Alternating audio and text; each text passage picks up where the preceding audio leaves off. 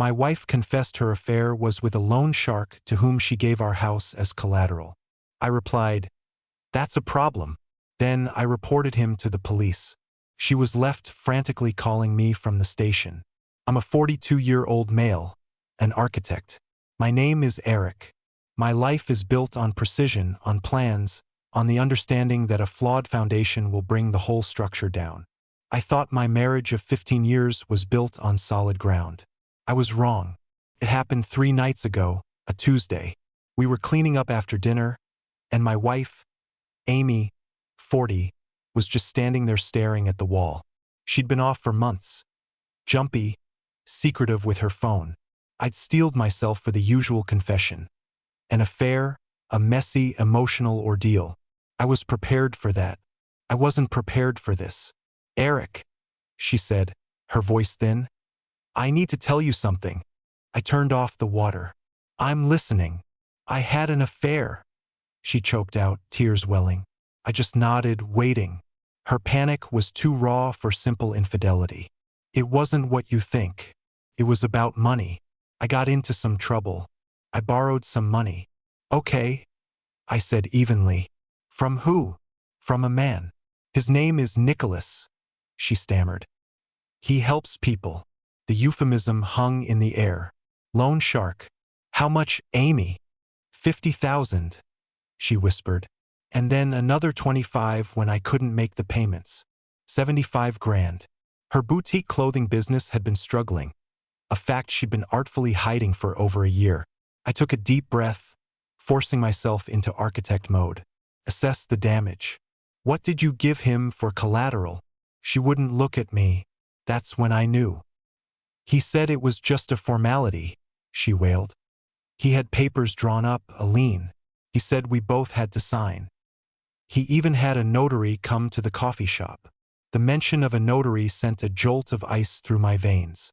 "Amy, I haven't seen a notary with you in years. He needed my signature." She finally broke down completely, sobbing into her hands. "I'm so sorry, Eric. I signed for you." The notary barely looked up. It all happened so fast. I was so scared. I thought I could pay it back before you ever found out. She had forged my signature. She had used a complicit or negligent notary to legitimize a fraudulent document, handing the single biggest asset we owned, the home I designed myself, to a predator. I stood there, the silence broken only by her gulping sobs.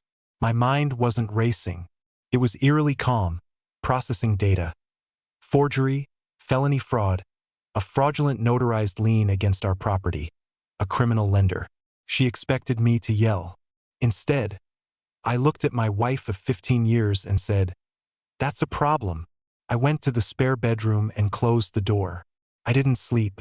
I made a plan. The next morning, I made 2 calls. The first was to the bulldog litigator my firm keeps on retainer. The second was to the police. I met my lawyer, Gary, that afternoon. "The forgery is your key," he said, his face grim. "But the notarization complicates it. It gives the document a presumption of validity. We won't just get this thrown out. We'll have to fight it with an action to quiet title. It will run parallel to everything else. It will be expensive." He paused. "And the only way to start is to report the entire crime to the police. That means reporting Nicholas, the notary, and Amy's forgery. She'll face charges," I stated without question. He confirmed. "She committed a felony. Your choice is this. You either accept a criminal holds the title to your home, or you burn the whole thing down and see what's left when the smoke clears." So this morning I did it. I walked into the central precinct and sat down with a detective in the financial crimes unit. I gave him a clear, chronological account. I told him about Nicholas, the suspicious notary, and the forgery. I've started a fire. I have no idea what will be left standing. The initial explosion has given way to the grim reality of trench warfare. Amy was charged with felony fraud and released on bail. Her parents had to cash out a significant portion of their retirement fund to cover it and her legal retainer. The phone call from her father was laced with a venom I'd never heard. "We're risking our future because of what you did, Eric. You press a button and ruin everyone. A husband is supposed to fix things, not burn the house down. The concept that Amy lit the match was completely lost on them. In their narrative, I am the villain. I've barely spoken to Amy except through the ice-cold medium of lawyers. My attorney, Gary, filed for divorce immediately. He also filed the quiet title action, the lawsuit to have a judge officially declare Nicholas's lien fraudulent and remove it from my deed. Nicholas, of course, has responded. His lawyer claims the lien is valid, that I was a willing, silent participant, and that my police report is a case of borrower's remorse. It's bull, but it's legally required blustering that will cost me tens of thousands to fight. That fraudulent lien is still legally attached to my home, a cancerous growth I can't yet remove. The police investigation is moving at a glacial pace. The detective is methodical but warns me that these cases are marathons. Nicholas is lawyered up and refusing to talk. The notary claims she doesn't remember the transaction, one of dozens she did that week. It's my word against a notarized document. The stress is immense. I'm not sleeping. Every creak of the floorboards sounds like an intruder. Last week, I made my first real mistake. During a preliminary phone conference with the lawyers, Amy's attorney was grilling me about our finances, implying I was a controlling husband who drove her to desperate measures. I snapped. I told him he was a parasite defending a criminal. Gary was furious with me afterward. You don't give them ammunition, Eric. You stay calm.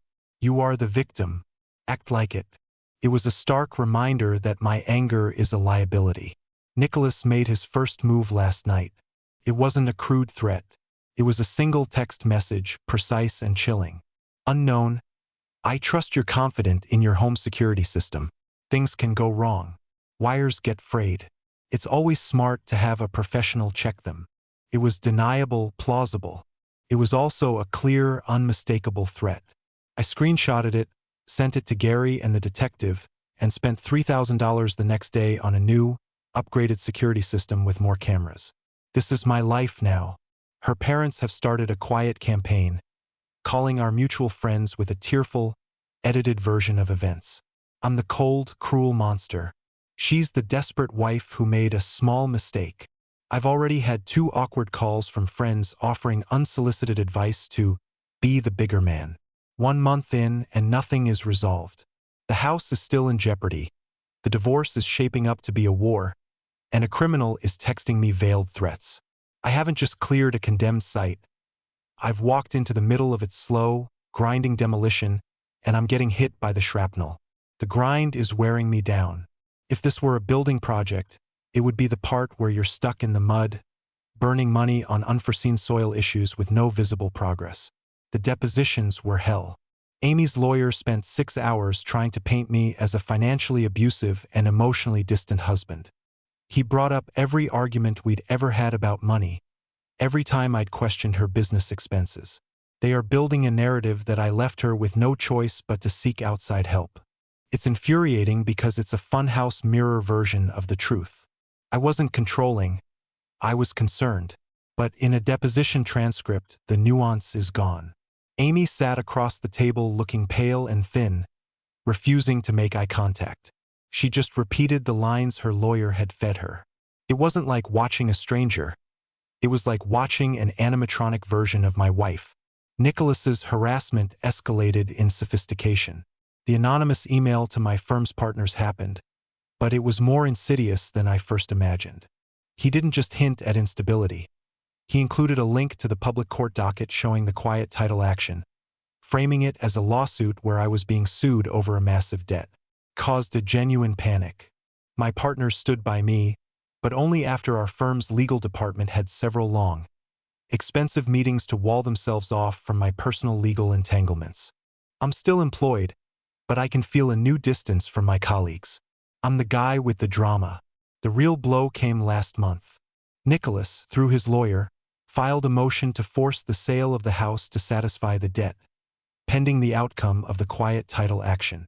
It's a legal long shot, but the motion itself is a weapon. It forces me to spend money to fight it, and it creates a cloud of uncertainty. The hearing is in 2 months, and Gary says while we'll likely win, there's always a chance a judge could make a strange ruling. The stress is a constant, low-grade fever. I feel utterly alone. Our mutual friends have mostly fallen away, not wanting to take sides. My own family is supportive but lives hundreds of miles away. The house is a mausoleum filled with ghosts of dinner parties and shared laughter. Some nights, the weight of it all is crushing. I sat in my car in the driveway for an hour last week, unable to go inside. I just leaned my head on the steering wheel, completely and utterly exhausted. This isn't a clean, strategic campaign. It's a war of attrition, and it's taking its toll. The detective called with a sliver of hope. They found another potential victim of Nicholas's, a small business owner who lost his van. But the man is terrified and reluctant to talk. For now, it's a dead end. The marathon continues, and I'm starting to wonder if I have the endurance to finish. A full year of my life consumed by this. The turning point came, but not in the way I expected. It wasn't a brilliant move on my part, but a classic case of the villain's hubris. The police finally got their break. The other victim, the one who lost his van, was facing his own financial ruin and, out of pure desperation, decided to cooperate. Crucially, he had kept every piece of paper, every threatening text, and even had a recording of Nicholas explaining how the collateral process was just a formality. His evidence, combined with mine, gave the DA enough to start taking the case against Nicholas seriously. Feeling the heat, Nicholas tried a calculated, vicious gambit. He didn't forge texts. He used the truth as a weapon. His lawyer subpoenaed my personal and business financial records for the last 5 years, arguing they needed to prove I didn't have the means to help Amy, thus justifying her seeking an outside loan. The real purpose was to harass me, bury me in paperwork, and find anything, a late tax payment, a questionable business expense, to discredit me. It was a massive, invasive, and expensive nightmare. We spent weeks gathering documents.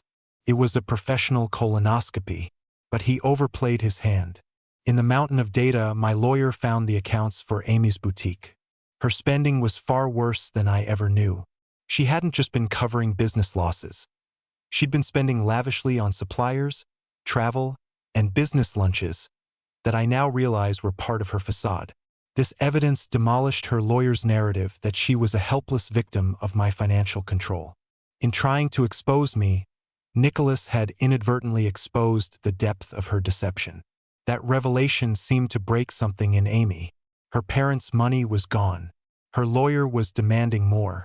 The reality that she was facing a felony conviction with no savior in sight finally crashed down on her. We had a court-mandated settlement conference for the divorce. It was a disaster. Her lawyer was still posturing, but Amy was a wreck. During a recess, she cornered me in the hallway. The change was horrifying. The entitled anger was gone, replaced by a raw animal panic. "Eric, you have to stop this," she pleaded, her voice ragged. "Call it off. I'll do anything. I'll say whatever you want. You can't go to jail. I have nothing. I'm living in my parents' basement." "It's too late for that, Amy," I said, my voice flat. "Then give me something," she hissed, grabbing my arm. "The house? Give me enough from the sale to start over. You owe me that. For 15 years, you owe me that." It wasn't a request for forgiveness. It was the desperate shriek of a cornered animal, still believing the world owed her an escape route. I pulled my arm away and walked back into the conference room. The war isn't over, but the endgame is in sight. Nicholas's trial date is set. The evidence against him is strong. Our motion to dismiss his claim on the house is finally going before a judge next month, and Gary is confident. The divorce is the last piece. Her desperation has made her unpredictable, but it has also shattered her credibility. The foundation is cracked beyond repair, and all that's left is to negotiate the demolition. The war is over. I didn't win a glorious victory. I survived a siege. The last 7 months were a slow, methodical grind to the finish line. There was no single day of triumph, just a series of small, exhausting battles that finally led to peace. Nicholas's trial was a 6-day affair. The testimony from me, the other victim, and a reluctant Amy painted a clear picture of a predatory lender who exploited desperate people. His lawyer tried to portray him as a legitimate high-risk lender, but the jury saw through it. The verdict: guilty. I had hoped for a decade-long sentence, a true end to his career. He got 5 years. With parole, he might be out in 3. It's not the justice I wanted, but it's the justice I got. I have to live with that. The house. 2 weeks after Nicholas's conviction, we finally had our day in court for the quiet title action. With Nicholas's criminal conviction as evidence, the judge ruled the lien was unequivocally fraudulent and ordered it expunged from the deed. After 18 months of it hanging over my head, the house was finally legally mine again. I didn't even celebrate.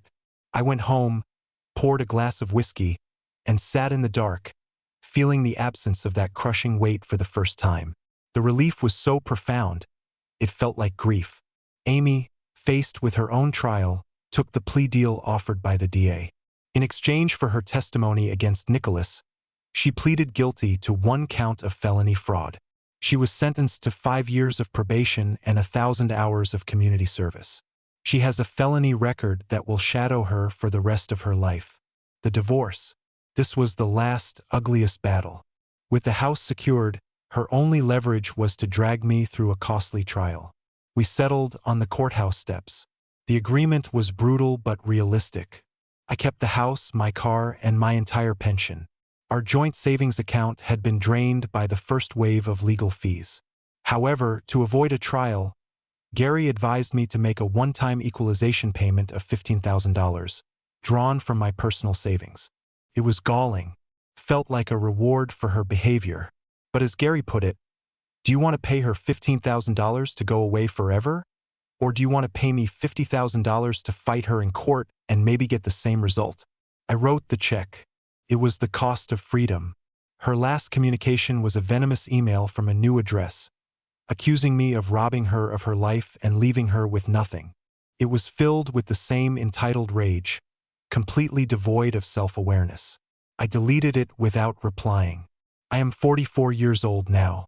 This ordeal has cost me nearly 2 years of my life, over $100,000 in legal fees and security upgrades, my marriage, and any remaining innocence I had about the world. I am not the same man who stood in his kitchen listening to a confession. That man was softer, more trusting. This one is cynical, weary, and tired. There was no satisfaction in watching Amy's downfall. There was only a grim sense of inevitability. She wasn't a monster. She was a profoundly weak person who made monstrous choices. I don't hate her. I feel nothing for her at all. Life is quiet. I've started reclaiming my space, both physically and mentally. I'm focusing on my work. I go for long walks. I'm starting to see friends again. The future isn't a bright, exciting vista. It's a quiet, empty plot of land, but the ground is stable. The title is clear. And for the first time in a very long time, I'm ready to consider the blueprints.